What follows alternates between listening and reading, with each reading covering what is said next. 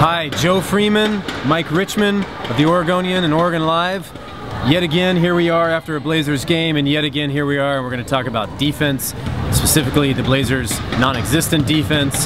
The Rockets beat them 130 to 114. It's the second time in the last 3 games the Blazers have allowed at least 130 points. That's a lot, the last time I checked. Too many. The Rockets shot 56%, scored 52 points in the paint. James Harden destroyed them from all angles. He had 38 and 10. They really had no answer for a variety of things for the Rockets, all spearheaded by Harden.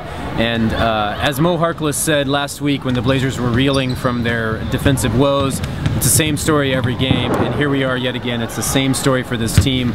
And really talking to them day to day, as I have been, they're running out of answers, and really, I mean, they've been frustrated for a while, but they're sort of grasping for any hope that they can get.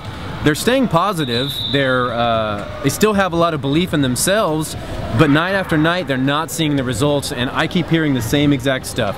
Communication issues, not adhering to the game plans, poor one-on-one defense, poor rebounding, the list goes on and on and on, poor transition defense, and it could be any night, game to game, and we're seeing the same things. And right now you have to wonder, does this team have the personnel to turn it around?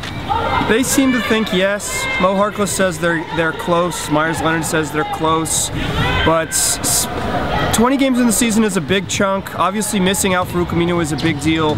But it's starting to point in the direction where the Blazers just aren't going to be a good defensive team, and that the solution has to come somewhere else.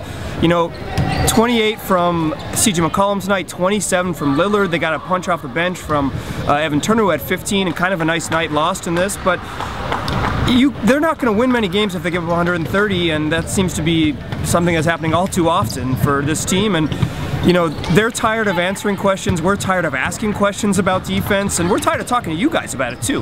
This is true. We'd much rather be talking about anything at this point, but it's the issue that won't go away, and until it does, we're going to continue to see nights like this. Blazers have now lost 6 of 8. They're 9 and 10 on the season. A season with so much, I guess, expectations and built off last year in what was a strong defensive finish.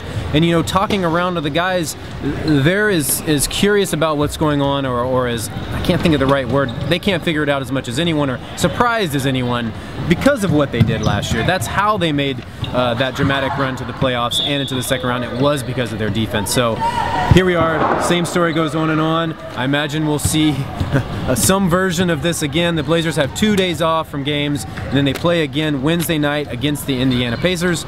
We'll talk to you then.